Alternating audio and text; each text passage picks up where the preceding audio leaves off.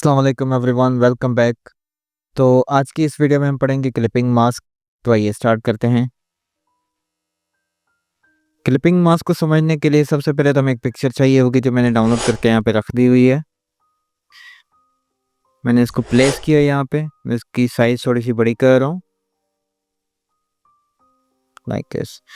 अब basically clipping mask होता क्या है? क्लिपिंग मास्क हम यूज़ करते हैं जब हमें कोई भी पिक्चर या कोई भी शेप हमें एक स्पेसिफिक शेप में चाहिए होता है। फॉर इंस्टेंस, अगर ये पिक्चर मुझे एक सर्किल के अंदर चाहिए तो मैं क्या करूँगा, मैं क्लिपिंग मास्क यूज़ करूँगा। फॉर एग्जांपल, मैं यहाँ पे एक सर्किल बनाता हूँ और मैं चाहता हूँ कि ये जो पिक्चर है इस सर्किल के अंदर आ जाए। ये जो हिस्सा है ना, बाकी ये जो एक्स्ट्रा साइड्स हैं नज़र आ रही है हमें, ये डिलीट हो जाएँ। तो इसके लिए हम क्या करेंगे, क्लिपिंग मास्क यूज़ करेंगे। अब क्लिपिंग मास्क यूज़ करने के लिए आपके शेप का कलर या स्ट्रोक मैटर नहीं करता। डज़न्ट मैटर कि इसका वाइट कलर है या इसका ब्लैक स्ट्रोक है।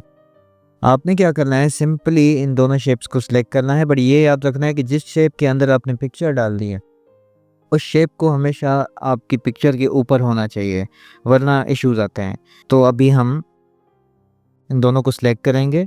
उसके बाद यहाँ पे राइट क्लिक जैसे ही करेंगे तो आपको एक ऑप्शन नज़र आएगा, मेक क्लिपिंग मास्क। आप जैसे ही इसको क्लिक करेंगे तो ये पिक्चर आपकी इसके अंदर आ गई। अब मैं अगर लेयर्स में जाऊँ तो आप देख सकते हैं कि यहाँ पे एक ग्रुप बन चुका है, एक सब लेयर बन गया है। उस सब लेयर के अंदर ग्रुप है। तो बेसिकली आपकी जो दोनों शेप्स हैं वो एज इट इज़ हैं। ऐसा नहीं कि वो बिल्कुल ही डिलीट हो गई हैं।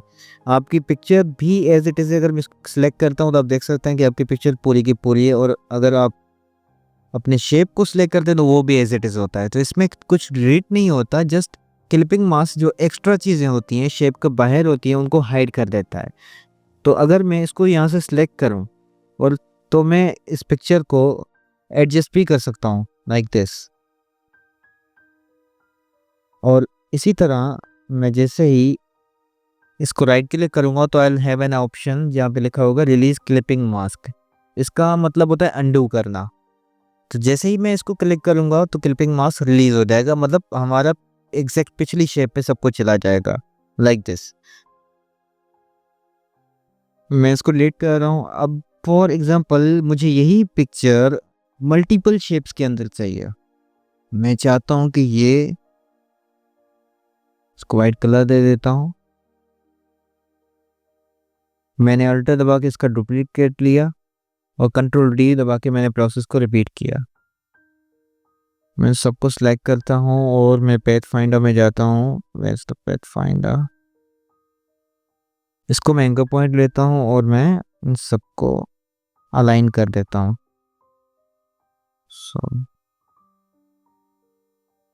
तो अगर मैं इन सबको सिलेक्ट करके यहाँ से क्लिपिंग मास्क करूँ तो बहुत इशू आएगा आपका, कभी भी नहीं होगा। क्यों? क्योंकि वो एक शेप नहीं था, वो अलग अलग शेप्स हैं। तो मैं कंट्रोल जेड दबा रहा हूँ।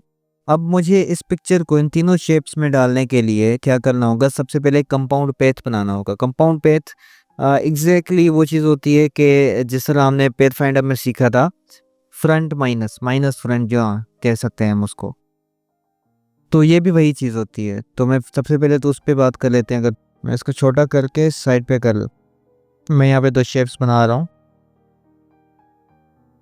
स्क्वायर हो गया, इसका कलर मैं ब्लैक कर देता हूँ और इसी के ऊपर मैं ये वाइट सर्किल रख देता हूँ। इसको मैं फ्रंट पे ले आता हूँ। अगर मैं इन दोनों को सिलेक्ट करूँ, पैथ फाइंडर में जाऊँ और अगर मैं इसको जैसे ही क्लिक करूँगा तो ये मेरा फ्रंट माइनस हो गया। आप देख सकते हैं। मैं इसको कंट्रोल जेड करके इसका कलर चेंज कर रहा हूँ ताकि आप लोगों को सही चीज़ समझ आए। इसको मैं रेड कर देता हूँ। तो देखा आपने, तो बेसिकली क्या हुआ कि इसका जो फ्रंट था वो माइनस हो गया, वो फ्रंट वाला पार्ट डिलीट हो गया। तो बेसिकली वो डिलीट नहीं हुआ, वो एक कंपाउंड पैथ बन गया है। अगर आप लेयर्स में जाएंगे तो आप यहाँ पे देख सकते हैं कि ये हमें बता रहा है कि कंपाउंड पैथ बन गया है। उस पैथ के अंदर क्या है, एक लिप्स है, दूसरा भी लिप्स है और एक लिंक्ड फाइल है। ये हमारा लेयर 1 के अंदर जो हमने काम किया है। तो उसी तरह अब हमने क्या करना है, अब मैं चाहता हूँ कि ये जो शेप है ये इन तीनों शेप्स के अंदर आ जाए। तो सबसे पहले मैं इन तीनों शेप्स को सिलेक्ट करूँगा और यहाँ पे राइट क्लिक करूँगा। जैसे ही राइट क्लिक करूँगा तो मुझे यहाँ पे एक ऑप्शन नज़र आ रहा है मेक कंपाउंड पैथ। ये कंपाउंड पैथ बन गया है। अब मैं इन दोनों को सिलेक्ट करूँगा और क्लिपिंग मास्क करूँगा तो ये मेरी शेप अब तीनों सर्किल्स के अंदर आ चुकी है। तो उसी तरह मैं अगर लेयर्स में जाऊँ और ये इस पे जाऊँ तो मैं अपनी शेप को इन तीनों शेप्स के अंदर एडजस्ट भी कर सकता हूँ। कंपाउंड पैथ अगर आपको राइट क्लिक करने से नज़र नहीं आता तो आप ऑब्जेक्ट में जाके यहाँ पे बिल्कुल नीचे जाके कंपाउंड पैथ आपके पास होगा मेक और रिलीज़। अगर मैं यहाँ से रिलीज़ करूँ तो रिलीज़ भी हो जाएगा। और कंपाउंड पैथ की एक शॉर्टकट की भी है, Ctrl+8 दबाएंगे तो भी आपका कंपाउंड पैथ बन जाएगा। और रिलीज़ करने के लिए आपको Alt+Shift+Ctrl+8 दबाना होगा। मैं इसको रिलीज़ कर रहा हूँ तो अभी हमारा पिक्चर रिलीज़ हो गया। मैं इसको Ctrl+3 कर रहा हूँ। So thanks for watching. इस वीडियो के लिए इतना ही था। मिलते हैं अगले वीडियो में। अल्लाह हाफ़िज़। Thanks for watching. Don't forget to like, subscribe and hit the bell button for the updates.